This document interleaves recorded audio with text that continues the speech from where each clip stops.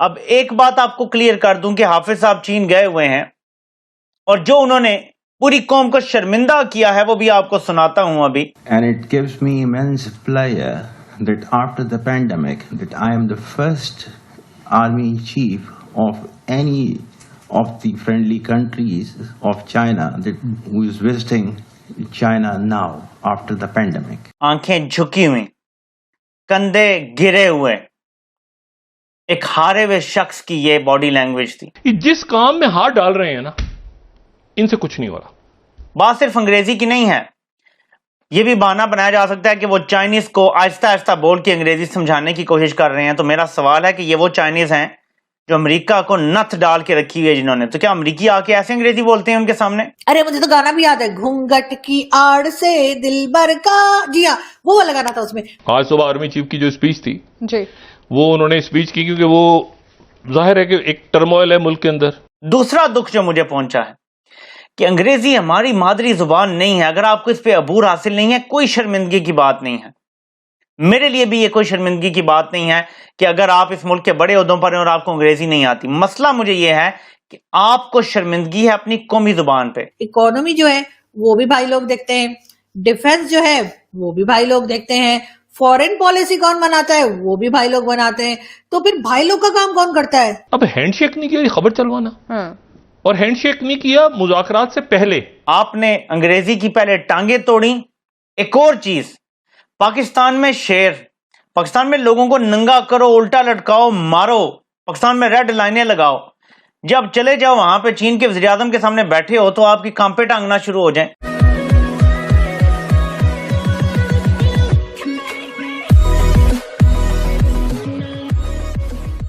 नमस्कार दोस्तों, पाकिस्तान को जिसके सामने झुकना चाहिए वो है इंडिया। मतलब मैं झुकने की बात सिर्फ नहीं कर रहा, मैं यहाँ पर बात कर रहा हूँ रिलेशन सुधारने की।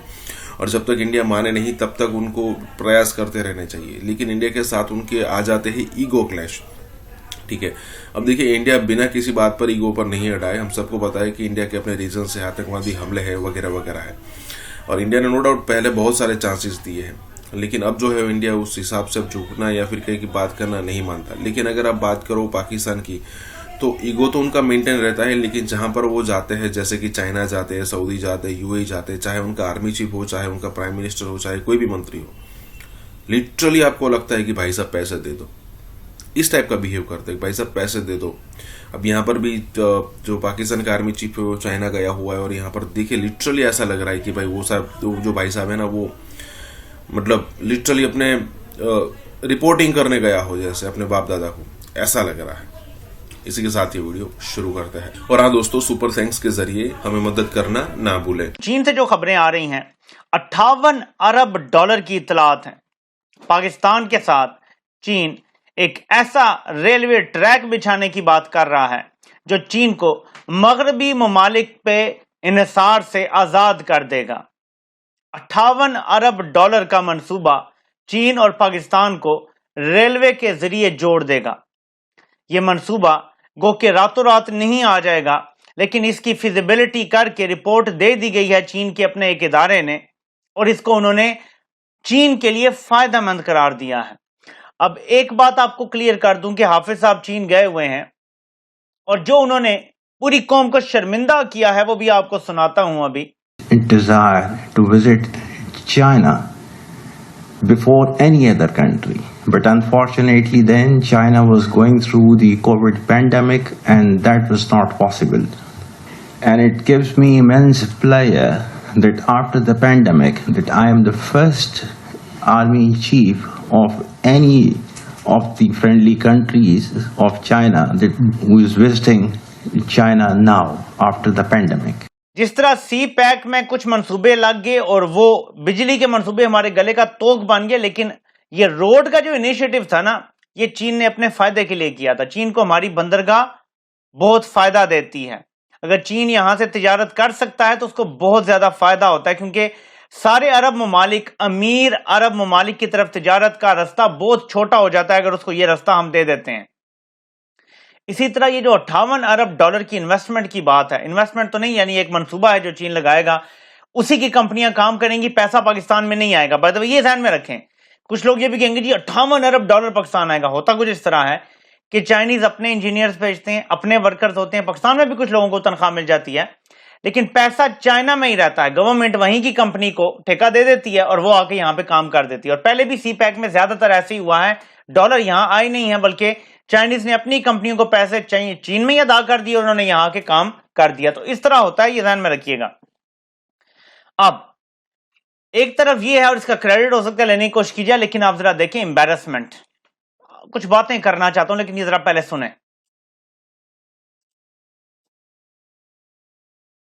And it gives me immense pleasure that after the pandemic, that I am the first army chief of any of the friendly countries of China who is visiting China now after the pandemic. आगे भी सुनाता हूं आपको कि किसके साथ ये मिलता जुलता है। बात सिर्फ अंग्रेजी की नहीं है, ये भी बहाना बनाया जा सकता है कि वो चाइनीज को आहिस्ता आहिस्ता बोल के अंग्रेजी समझाने की कोशिश कर रहे हैं। तो मेरा सवाल है कि ये वो चाइनीज हैं जो अमेरिका को नथ डाल के रखी हुई है जिन्होंने, तो क्या अमेरिकी आके ऐसे अंग्रेजी बोलते हैं उनके सामने? लेकिन जो ज्यादा इंपॉर्टेंट चीज है वो है बॉडी लैंग्वेज। आंखें झुकी हुई, कंधे गिरे हुए, एक हारे हुए शख्स की ये बॉडी लैंग्वेज थी। इससे मुझे दुख पहुंचा है।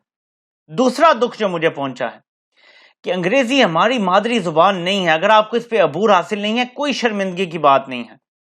मेरे लिए भी ये कोई शर्मिंदगी की बात नहीं है कि अगर आप इस मुल्क के बड़े ओहदों पर हैं और आपको अंग्रेजी नहीं आती। मसला मुझे ये है कि आपको शर्मिंदगी है अपनी कौमी जुबान पे। वरना अगर आप ये वहां कन्वे कर देते कि मैं आ रहा हूं और मैं अपनी कौमी जुबान में बात करूंगा, तो वहां जो मुतरजम बैठे थे ना, अगर वो अंग्रेजी वाला बैठ सकता है तो वहां उर्दू वाला भी बैठ सकता है। चीन दुनिया की एक सुपर पावर है। आपको लगता है कि वो एक मुतरजम अरेंज नहीं कर सकते? आप अपने साथ भी एक ऐसे बंदे को बिठा सकते थे जो आपको उर्दू में तर्जमा करके चाइनीज का बताएगा। ये कोई मुश्किल काम नहीं था। लेकिन आपने अंग्रेजी की पहले टांगे तोड़ी और अपने एतमाद को जाहिर किया जो आपको अपने अंदर भी नहीं है। आपकी शख्सियत में एतमाद नहीं है। एक और चीज, पाकिस्तान में शेर, पाकिस्तान में लोगों को नंगा करो, उल्टा लटकाओ, मारो, पाकिस्तान में रेड लाइनें लगाओ। जब चले जाओ वहां पे चीन के वज़ीर आज़म के सामने बैठे हो तो आपकी कांपे टांगना शुरू हो जाए। ये बॉडी लैंग्वेज होनी चाहिए आपकी।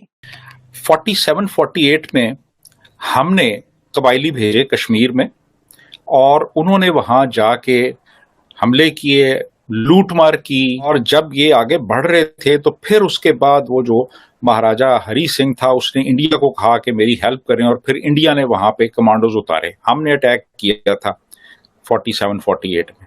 65 में ऑपरेशन जिब्राल्टर हमने शुरू किया था और कश्मीर में फिर हमने दोबारा वही ऑपरेशन शुरू कर दिया। तो उसके नतीजे में फिर आप देखिए कि इंडिया ने वो इंटरनेशनल बॉर्डर पे अटैक किया, ये लाहौर की तरफ से। फिर 71 में हमने जंग शुरू की थी, इंडिया ने नहीं की थी। हमने जंग शुरू की थी जब 5 दिसंबर 1971 को हमारे जहाजों ने 11 नॉर्दर्न इंडिया के एयरफील्ड्स पे अटैक किया था। यहां से जंग शुरू हुई थी 5 दिसंबर को, और 16 दिसंबर को फिर हमने हथियार डाल दिए थे। फिर कारगिल हमने किया था कि वो एक अनरिटन अंडरस्टैंडिंग थी कि सर्दियों में हम भी पीछे आ जाते थे, अपने मोर्चे छोड़ के वो भी पीछे चले जाते थे। तो वो पीछे चले गए हुए थे, तो ये मुशर्रफ ने और कुछ 3-4 और जर्नैलों ने मिलके वो वहां पे कब्जा कर लिया जाके उनके मोर्चों के ऊपर। तो फिर वो कारगिल की जंग हुई थी। तो कहने का मतलब ये है कि जंगें तो हमेशा हमने शुरू की और हमने हमेशा एक कह लें कि जारहियत की, सच्ची बात है, इसको एक्सेप्ट कर लेना चाहिए। ये असगर खान जो हमारी एयरफोर्स के एक 4 स्टार जनरल थे, वो खुद अपने इंटरव्यू में ये बात तस्लीम कर चुके हैं कि इंडिया से हर मर्तबा जंग हमने शुरू की और हर मर्तबा शिकस्त हमने खाई। ये असगर खान कह चुके हैं, वो मौजूद है यूट्यूब पे, वो उनका वो जो इंटरव्यू है आप देख सकते हैं वहां पे। तो कहने का मतलब ये कि इंडिया जो है, इंडिया इंटरेस्टेड नहीं है इन चीजों में। वो इकोनॉमी को अपनी आगे लेके जा रहा है, वो एक इंडस्ट्रियल पावर बन रहा है। वो इस वक्त दुनिया की 5वीं बड़ी इकोनॉमी है, जो कि 2030 में तीसरी बड़ी इकोनॉमी होगी।